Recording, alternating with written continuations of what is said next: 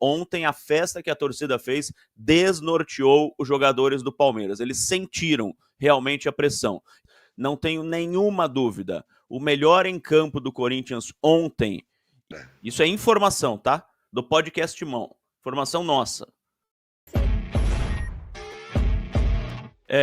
Já identificaram a pessoa, né? A pessoa já foi levada ao GCRIM, inclusive. Tinham levado um suspeito no intervalo, depois parece que identificaram outra pessoa.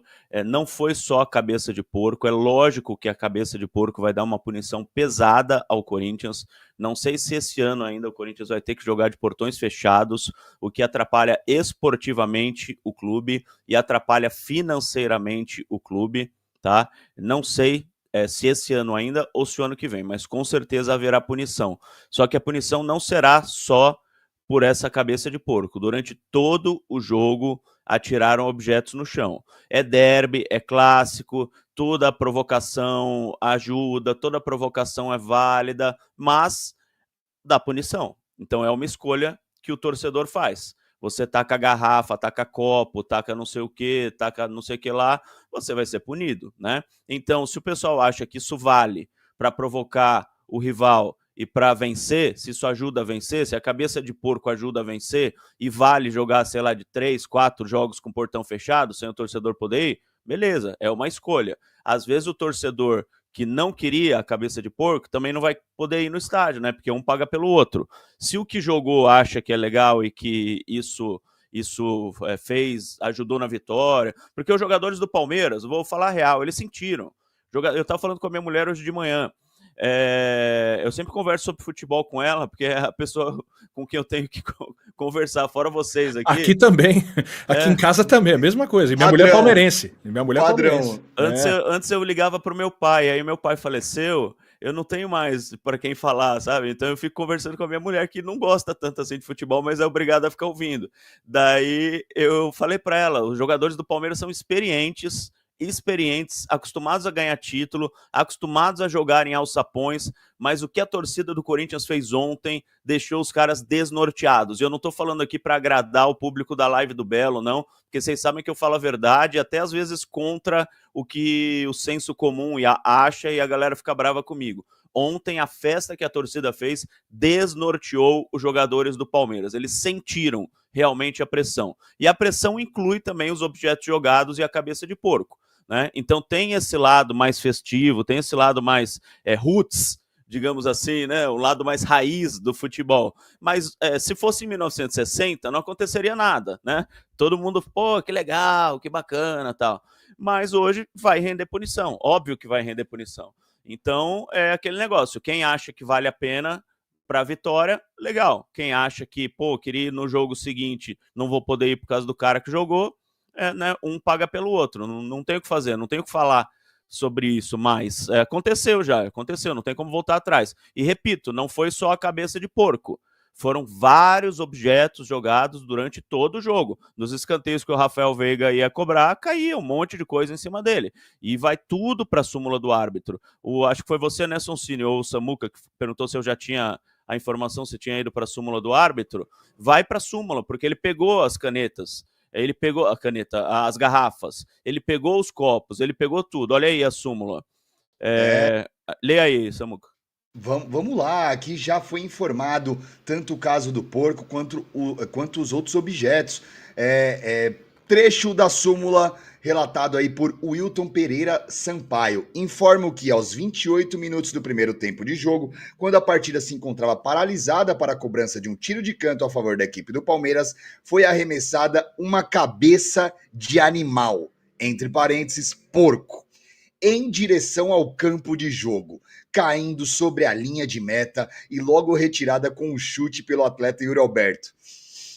Informo ainda que esse objeto veio da torcida da equipe mandante, que se encontrava atrás da meta defendida pela mesma. E, além disso, outros fatos registrados, como um isqueiro jogado no campo e uma bola em direção a Abel Ferreira. Ninguém foi atingido, segundo o árbitro. Aí, ó, palavras da súmula do Wilton Pereira. Em ato contínuo, também foram arremessados um copo de plástico contendo líquido e um isqueiro. vindos do mesmo local citado acima em direção ao atleta da equipe do Palmeiras do número 23, Rafael Veiga, que estava posicionado para reiniciar a partida através de um tiro de canto. Cabe ressaltar que ambos os objetos não entraram no campo de jogo e não atingiram o referido atleta. Então, de fato, Belo, Sonsini e amigos, citado na súmula, viu? É, o que eu falei, o árbitro foi pegar os objetos. Quando o árbitro vai pegar, o jogador falou, ó, caiu uma garrafa em mim, entrega para o árbitro, é certeza, o árbitro é até obrigado a colocar na súmula. Se ele não colocar, ele vai ser punido, porque todo mundo viu ele pegar o objeto. Então é o que eu falei, não foi só a cabeça de porco, foram vários objetos e o Corinthians será punido. Mas vamos falar de coisa boa hoje, pô, tem muita coisa boa para falar. Eu não tenho dúvida alguma, votei ontem na rádio, voto aqui, voto amanhã, voto depois, não tenho nenhuma dúvida. O melhor em campo do Corinthians ontem e o melhor em campo do Corinthians em muitos dos jogos, eu só não vou falar o melhor do campeonato porque ele chegou em julho, foi Hugo Souza. Se não é o Hugo, meu amigo, defender a bola com o pé, com 14 segundos de jogo, fazer uma defesa, depois fazer outra defesa na cabeçada, foi de quem? Do Caio Paulista? Não, foi do... Felipe Anderson. Felipe Anderson, que foi na cara dele, ele conseguiu fazer defesa com o pé também.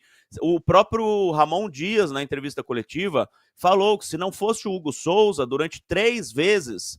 o Corinthians poderia ter saído perdendo do Palmeiras e saindo perdendo, o resultado poderia ter sido outro e a coletiva poderia ter sido outra, a gente estaria falando diferente aqui, estaria metendo pau em todo mundo, não teria gol de Rodrigo Garro, não teria gol de Yuri Alberto, então tudo começa do começo, vamos ao começo, vamos ao início, se não é o Hugo Souza, o Corinthians está na roça, meu amigo, o Corinthians comprou um dos melhores goleiros do Brasil.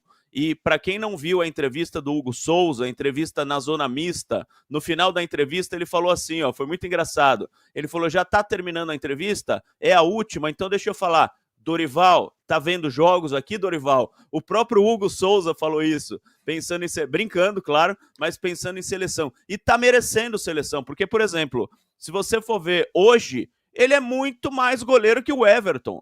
Mas é muito mais goleiro que o Everton. Hoje o Hugo Souza no Brasil não perde para ninguém. Então, amigo, 50% tá pouco. Hugo Souza, o cara do jogo de ontem. Concorda, Sonsini? Apesar de eu entender quem votou no Garro, que fez um puta golaço que abriu o placar. Eu falei até do quarteto, né? O Hugo, o Garro, o Yuri e o Martinez, né? Eu acho que qualquer um desses que forem votados estão bem votados. Mas é o que eu falei lá no começo. Falei, por que eu tô vestindo hoje camisa de goleiro? Porque se não fosse o Hugo, cara, realmente nada disso que a gente viu, nada desse show, nada de olé no final do jogo teria acontecido, né? Porque logo no começo o Hugo já segurou a bronca. Então qualquer um desses votos tá bem dado. Mas, cara, o Yuri Alberto é um negócio impressionante, né? Ele é interminável, ele não cansa. Ele saiu ali quase no final do jogo porque falou que tomou uma bolada ali, ficou com um pouco de receio e estava pensando na sequência porque ele achava que o resultado já estava bem garantido ali.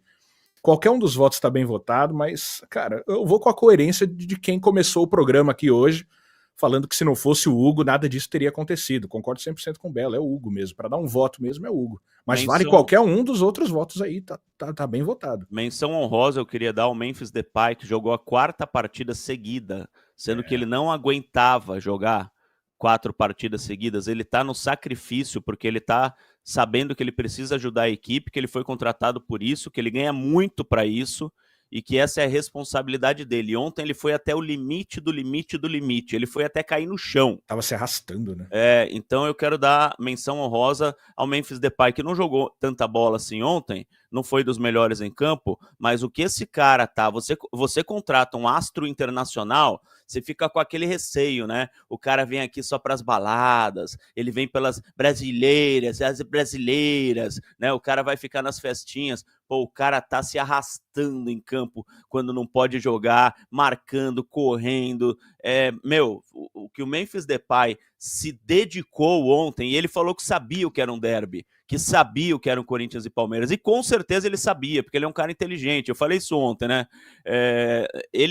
Obviamente, ele chegou ao Brasil e perguntou qual o maior rival, porque todo time tem o maior rival. Se eu fosse jogar na Tailândia, num time da Tailândia, a primeira coisa que eu falaria é: qual o maior rival? De quem que eu tenho que ganhar, sabe? Então, com certeza ele sabe. É óbvio que ele não viveu nenhum Corinthians e Palmeiras, ele não tem a mesma emoção que a gente, que desde criança sabe o que é um Corinthians e Palmeiras, mas ele com certeza entendeu, Samuca. E o seu votinho, hein, Samuquinha?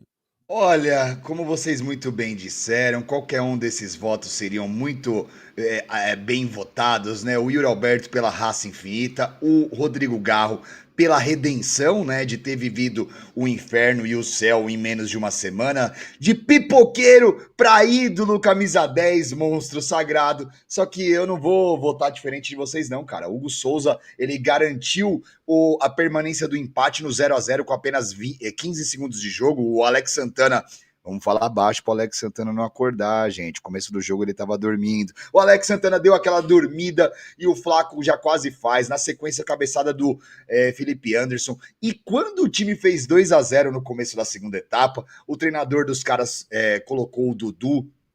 O Rony quase faz um gol de cabeça no cantinho e o Hugo assegurou. Que goleiro! Que goleiro! E a gente fala de planejamento, disso, daquilo, e a gente foi largo demais, né, cara? O Cássio sai no começo da temporada, o Carlos Miguel, com toda a panca de que vai segurar o Rojão, ele joga bem e do nada vai rumo à Inglaterra e a gente acha um cara escanteado no rebaixado. Porra, era a oitava opção. O Santos, goleiro do Fortaleza, reserva. A gente tomou toco. Goiás. A gente tomou toco do Tadeu, a gente tomou toco do Santos, reserva do Fortaleza, e o Hugo caiu no nosso colo. Graças a Deus. Hugo, eu te amo, velho. Se você espirrar, saúde. E uma informação antes que eu esqueça: dificilmente, infelizmente, tinham me perguntado aqui uma vez se o Yuri Alberto continuava no Corinthians. Eu falei que ele deveria ficar até a metade do ano que vem, pelo menos, né? Mas eu recebi informação de que provavelmente é muito forte, mas possivelmente ele sai agora no final do ano. Infelizmente, na melhor fase dele, tem muito time atrás dele, muito time, e vai ser difícil segurar o Yuri Alberto no final desse ano. Puta que merda, hein, cara? Isso é informação, tá? Do podcast Mão. Informação nossa. Não tem outro lugar. Porra, que merda, cara. No momento que o Yuri Alberto começa a pegar no breu, começa a desenvolver o seu futebol, infelizmente. E por isso que ele abaixa. Por isso que ele chorou na Argentina, porque seria a chance dele conquistar um título com o Corinthians, entendeu?